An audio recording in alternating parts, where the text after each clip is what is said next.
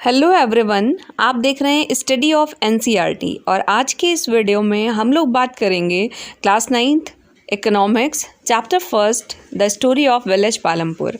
जैसा कि इससे पहले की वीडियो में हम लोगों ने देखा था कि फार्मिंग इन पालमपुर, हम लोग देख रहे थे कि जो पालमपुर गांव है, जो विलेज है पालमपुर, यहाँ पे फार्मिंग कैसे हो रही थी। तो फर्स्ट पॉइंट था इसमें लैंड इज़ फिक्स्ड, कि पालमपुर की जो ज़मीन जो आपको बताया गया था, जो लैंड है वो 1960 से उसका कोई भी विस्तार नहीं हुआ है, अंडर कल्टीवेशन। मतलब 1960 के बाद से कोई भी ज़्यादा ज़मीन कल्टीवेशन के अंतर्गत नहीं लाई जा पाई है। ठीक है, उसके बाद हम लोगों ने देखा दूसरा कि is there a way one can grow more from the same land, क्या कोई ऐसा तरीका है कि सेम लैंड पे, उसी ज़मीन पे और ज़्यादा उत्पादन किया जा सके। तो पहला हम लोगों ने देखा था तरीका क्या है कि हम लोग मल्टीपल क्रॉपिंग का इस्तेमाल कर सकते हैं। Multiple cropping means, multiple cropping का मतलब है to grow more than one crop on a piece of land during a year is known as multiple cropping.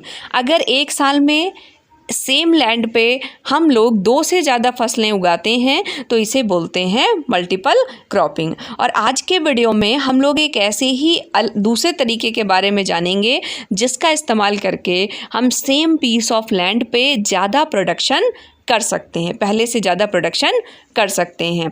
जैसा कि आपने देखा था कि ये वाली जो टेबल मैंने आपको शो की थी कि 1950 और 60, देखिए 1950 में आफ्टर इंडिपेंडेंस प्रोडक्शन कितना था, 120 मिलियन हेक्टेयर। 1960 में कितना बढ़ गया, थोड़ा बढ़ा और 10 सालों में, और 130 मिलियन हेक्टेयर हो गया।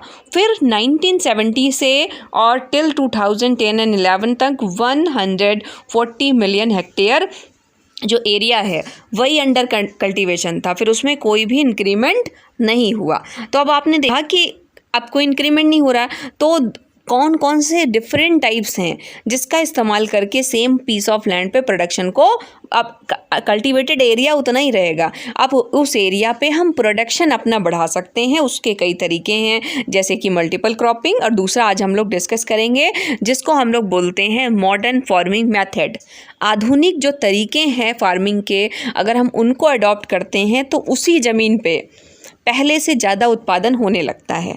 तो yield is measured as crop produced on a given piece of land during a single season. आपको पता है कि अगर हम किसी भी चीज़ का प्रोडक्शन करना चाहते हैं एग्रीकल्चर में, तो उसके लिए हमें किसकी आवश्यकता होती है, सीड्स की होती है। ठीक है, तो till the mid 1960 the seed use in cultivation were traditional.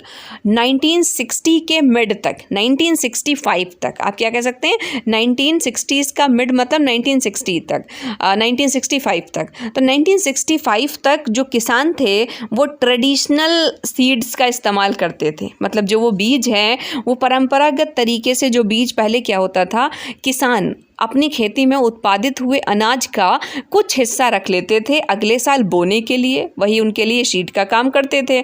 तो ये ट्रेडिशनल वे था, मतलब परंपरागत तरीके से बीज इस तरीके से रखे जाते थे। तो traditional seed needed less irrigation, और ये जो ट्रेडिशनल सीड्स थे इनको कम इरिगेशन की आवश्यकता होती थी। इरिगेशन का मीन सिंचाई।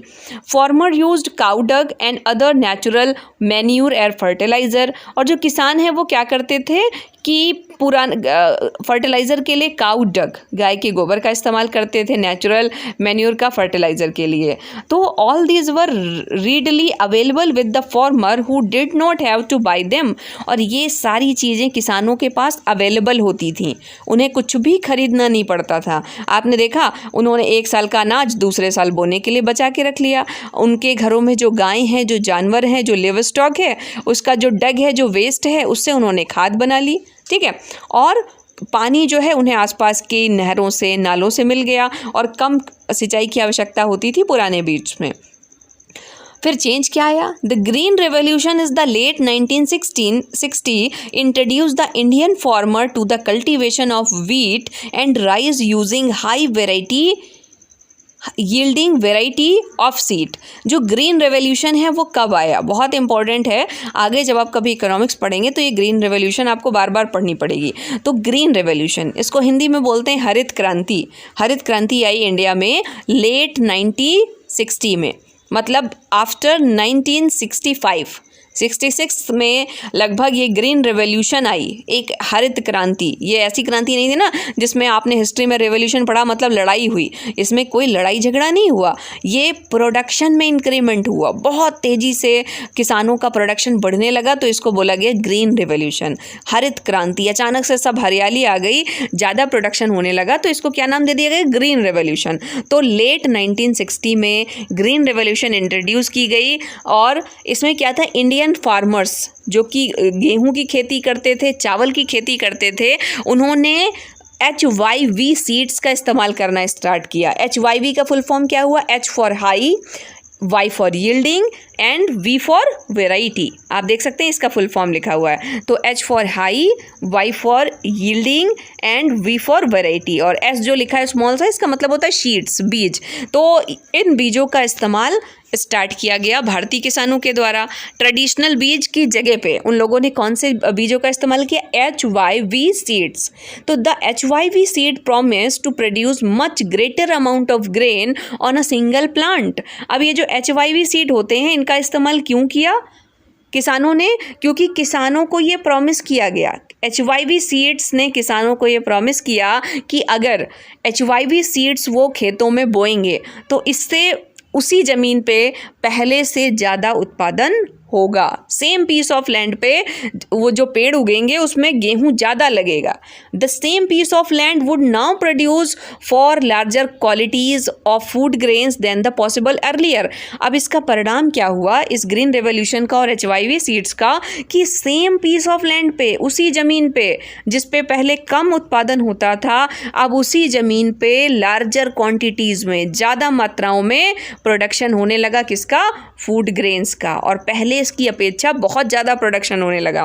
तो HYV seeds however needed plenty of water and also chemical fertiliser. लेकिन HYV सीड्स के साथ प्रॉब्लम क्या थी कि HYV सीड को बहुत ज़्यादा पानी की आवश्यकता होती थी, और इसी के साथ HYV सीड्स में केमिकल फर्टिलाइज़र डालना पड़ता था। इसमें काऊ डक से काम नहीं चलता था। ये जो फिगर आपके बुक में दिया गया है, here you can see modern farming methods. यहाँ पे हम लोग क्या देख सकते हैं, मॉडर्न फार्मिंग मेथड कौन कौन से हैं जिससे फार्मिंग को मॉडर्न किया गया, अंडरलाइन कर लीजिए। तो मॉडर्न फार्मिंग मेथड में फर्स्ट है HYV सीड, फिर है फर्टिलाइज़र, फिर है pesticide, dams for irrigation. Irrigation में क्या क्या चीज़ें आती हैं, कैनाल्स आते हैं, ट्यूबवेल्स आते हैं और डैम्स आते हैं, और वेल भी आएंगे, कुआं भी नीचे बना हुआ है। जब आप पूरा फिगर देखेंगे तो आप इसको देख पाएंगे। लेट मी जूम, अब आप में भी देख सकते हैं, ठीक है। यहाँ पे जब आप देखेंगे, ठीक है, ये देख सकते हैं, इलेक्ट्रिसिटी भी है, पंप सेट भी है, कैनाल भी है, डैम्स भी है। तो ये इरिगेशन के मॉडर्न वेज हैं। फिर आपने देखा मॉडर्न फार्मिंग मेथड में डीजल आता है। डीजल से क्या चलता है, आपका ट्यूबवेल भी चलता है और आपका ट्रैक्टर भी चलता है। तो फॉर्म में मशीनरी आएगी, HYV सीड्स आएंगे। तो ये कुछ तरीके थे, ये मेथड्स थे जिनका इस्तेमाल करके प्रोडक्शन में काफ़ी इंक्रीमेंट किया गया किसानों के द्वारा, ठीक है। तो अब आपने देखा कि इस तरीके से प्रोडक्शन को इंक्रीज़ करने का काम किया गया, ठीक है। अब हम लोग देखेंगे, it is important to increase the area under irrigation. Why, यहाँ पे कुछ क्वेश्चंस रेड आउट किए गए। तो I think modern farming methods अब आप समझ चुके हैं। फिर हम लोग आगे का देखते हैं, ठीक है। तो यहाँ पे है कि फर्टिलाइज़र, अब इसमें ज़्यादा फर्टिलाइज़र की आवश्यकता होती थी, और पेस्टिसाइड्स की भी, टू प्रोड्यूस बेस्ट रिजल्ट। बहुत अच्छे रिजल्ट लाने के लिए पेस्टिसाइड और केमिकल्स की ज़रूरत होती थी। अब आपने देखा, ये बहुत इंपॉर्टेंट है, ये आपकी जो टेबल बनी हुई है इसको आपको फिल करना है। नेम ऑफ द क्रॉप का नाम लिखिए, वीट, राइस, शुगर केन, ठीक है। आपको इसमें क्या लिखना है, सपोज दैट यहाँ पे आपको वीट लिखना है, यहाँ पे आपको शुगर केन लिखना है, यहाँ पे राइस लिखना है। फिर आपको फिल करना है वीट किस मंथ में शोन किया जाता है, किस मंथ में हार्वेस्ट किया जाता है, और इसके सोर्स ऑफ इरिगेशन क्या हैं। फिर आपको लिखना है शुगर केन किस मंथ में शोन किया जाता है, किस मंथ में हार्वेस्ट किया जाता है, और उसके सोर्स ऑफ इरिगेशन क्या है। ऐसे ही राइस का ये टेबल आपको आप भरेंगे तो आपका नॉलेज अपडेट हो जाएगा। और इससे पहले की वीडियोस में हम लोग बात कर चुके हैं रबी की फसलों के बारे में, खरीफ की फसलों के बारे में, ठीक है। तो इसको आपको भरना है। तो higher yield yields were possible only from a combination of HYV seeds. अब जो हायर यील्ड है वो तभी पॉसिबल था कि HYV सीड्स का कॉम्बिनेशन लगाया जाए इरिगेशन के साथ में, केमिकल फर्टिलाइज़र और पेस्टिसाइड। मतलब HYV सीड के साथ में इरिगेशन भी ज़रूरी था, केमिकल फर्टिलाइज़र्स भी ज़रूरी थे और पेस्टिसाइड्स भी। तो farmer of Punjab and Haryana and western Uttar Pradesh were the first to try out the modern farming methods in India. Very important, underline करिए। भारत में सबसे पहली बार मॉडर्न फार्मिंग मेथड्स का इस्तेमाल किसने किसने किया है? पंजाब हरियाणा के किसान, वेस्टर्न पश्चिमी उत्तर प्रदेश के किसान और पंजाब हरियाणा के किसान, वेस्टर्न उत्तर प्रदेश के जो किसान थे, इन्होंने सबसे पहली बार इन मॉडर्न फार्मिंग मेथड को अपनाया इंडिया में। तो farmers in these region set tubewells for irrigation. इन क्षेत्रों के किसानों ने इरिगेशन के लिए ट्यूबवेल लगाए and made use of HYV seed, और इन लोगों ने HYV सीड्स का इस्तेमाल किया, यूज़ किया, केमिकल फर्टिलाइज़र का इस्तेमाल किया, पेस्टिसाइड्स का फार्मिंग में। So one of them bought farm machinery like tractor, thresher which made ploughing and harvesting faster. और किसानों ने धीरे धीरे मशीनरी खरीदनी भी स्टार्ट कर दी, जैसे कि tractor, thresher and plugging harvester, plugging harvesting faster, और जिससे उनके जो सारे काम थे प्लगिंग के, हार्वेस्टिंग के, वो बहुत फास्ट होने लगे। They were rewarded with high yielding of wheat, और जिसके परिणाम स्वरूप क्या हुआ कि उनका उत्पादन काफ़ी तेज़ी से बढ़ गया। In Palampur the yield of wheat grown from the traditional varieties was 1300 kg पर हेक्टेयर। अब जो पालमपुर गांव था, पालमपुर में जो वीट का उत्पादन होता था वो ट्रेडिशनल वैरायटी से होता था। जो पुराने तरीके से अगर किसान उगाता था तो वो कितना 1300 पर हेक्टेयर पे, 1300 किलोग्राम पर हेक्टेयर पे उगाता था। वही जब उसने HYV सीड्स का इस्तेमाल किया तब उसका प्रोडक्शन कितना बढ़ गया? ओह माय गॉड, 1300 से कितना हो गया? 32, बहुत ज़्यादा बढ़ गया है। अगर आप इसको माइनस करें 3200 से 1300 को, तो कितना ज़्यादा हुआ है आप इसको निकाल सकते हैं। 0 0 यहाँ पे आप लेंगे तो कितना बचेगा?